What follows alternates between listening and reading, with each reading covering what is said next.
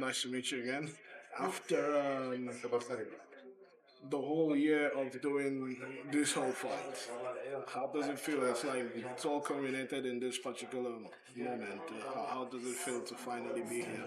Yeah, I think it feels great. We started the season, and a lot of people didn't necessarily know what PFL was. PFL MENA was a new league that we were launching, so a lot of questions mark, and we can see after the first three events and now the fourth one that people understand what it is. People really rally behind the fighters. We have great fighters. There's a huge buzz around PFL. I think generally speaking in the MENA region.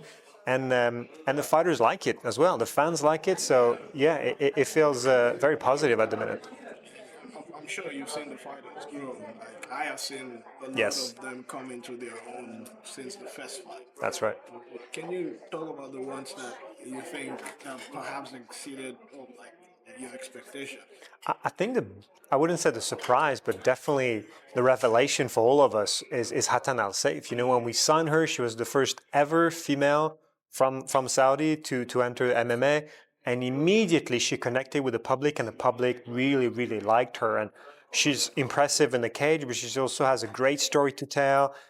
And again, people really connect with her. We've seen him grown and grown, and even to herself, I think it was a bit of a surprise, not to say a shock, when suddenly she saw how much of an impact she was having and how she was resonating with what's happening in Saudi and the change and the emphasis on sports.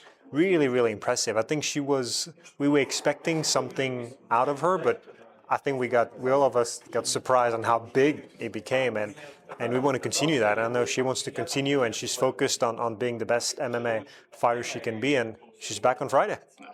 And for the fight, for me, this big storyline for me is the Accra and Tafrawi fight. Yeah, I've seen those two guys go at it. that's And, it. yeah, how important is like a storyline like this, considering Omar wants to avenge his last defeat Yeah, to him? So, how important is a storyline like I think it's sports in general. It's you need to have this rivalry, you need to have this competition, but you also need to have respect. And those two fighters always have the respect with each other. And I know they both go into the cage with a certain apprehension. They want to win, but they know in front of them what's ahead of them.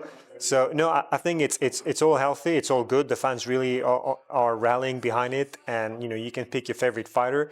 They bring a bit of spice to the whole to the whole equation.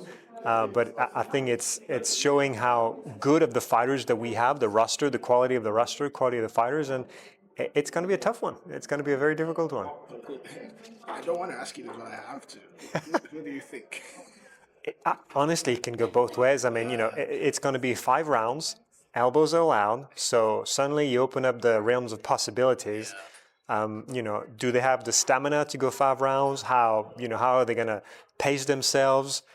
They have to be very careful because both of them are deadly, and a punch or a takedown could really seal the deal. So jury's out on this one. Jury's out, and may the best men win. And another interesting thing is Islam Reda not being fit for this fight. Yeah, Katani gets in. I know. When I saw it, I thought, oh, this is That's redemption it. for him. That's it. Yeah. I mean, for the home crowd, how Yes. important is it having one of them Yes. Yes. for a chance to win a belt? That's it. Usually you have to wait a year for a rematch, or sometime even more. We have it in 2 months. So that's huge. And I think we have a lot of Saudis that will be in attendance, but I can tell you the Jordanians will be there as well. We've seen how many tickets have been sold through the Jordan embassy and the Jordanian community. There's going to be a lot of Jordanians. So we expect to have the arena on fire for that fight.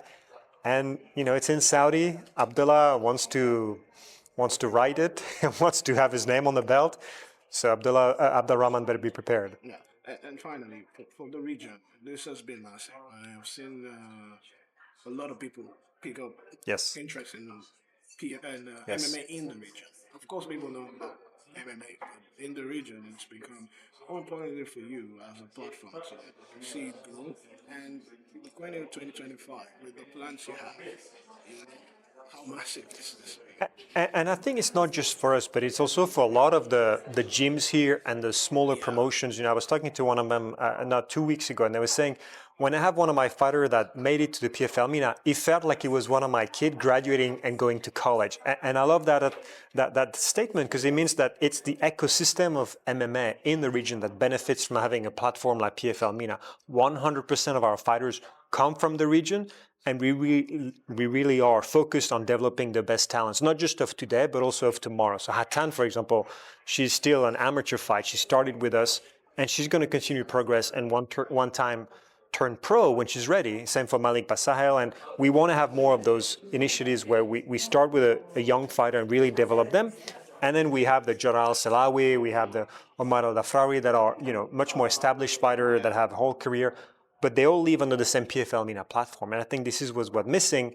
And then, when those fighters have made it and have reached the peak at the regional level, then they can go to the Champion Series, they can go to the PFL Global Season, they can continue their career at a more global level, still with PFL, but really continuing this their journey with us. Briefly, the Dubai fight Yes, in January. 25. I mean, it's exciting. Yes. I mean, Usman coming here to fight. I'm sure with the name, he has the name to pull the crowd. Yes. How do you plan on, on using that to drive more PFL attention in the region? And Yeah. it's in Dubai, so. Exactly, and it's a different product, it's a different card, it's much more international. It's at the Coca-Cola Arena, which is one of the largest arena in the Middle East. Dubai, obviously they never had a real proper MMA competition and international promotions. It's the first one as well. We went on sale on the 22nd of January. Today is Tuesday, so it's been 4 days, and we've already seen ticket sales going really, really strong, almost sold out on the floor, and we keep on opening new sections. So there's a huge interest into it. We're going to continue to develop stories. We only announced one fight, obviously, the Usman versus Paul Hughes.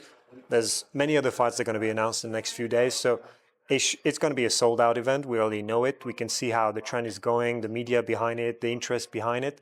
So it only tells us how much potential there is in this region, in Saudi, in the EU, but really across the whole Middle East and North Africa for MMA. It's just a matter of having the right platforms and the right products for them. So MENA, Champion Series, the global finals, obviously here also on November 29.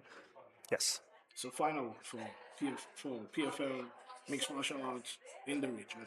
What do you have to say about the talent, the growth, the potential in the region? I think it has one of the highest potential mid-term and long-term. MMA came originally from Western Europe, was very popular in the US. There was a huge echo in Asia with all the martial arts, the judo, the aikido, you name it. This region doesn't really have martial arts, but somehow they really went behind the sports. And now that you have media partners like NBC, the NBC group, we are live on NBC Action. That means that suddenly your sport becomes a mainstream sport because everybody can watch it. It's free to air. You don't have to buy some subscription, some membership like it is in Europe and in the US, which obviously makes your sports grow slower when you have to go through, subscription on different channels. Here you have it directly on free to air, you have it before football, you have it around, so immediately it's a mainstream sport. So we see the potential as being absolutely huge. There's a lot of gyms, a lot of fighters, a lot of interest as well that just want to be discovered. I think the potential is absolutely massive in this region. Thank you so much, Jerome. Thank you for having me. It's been fun. Cheers.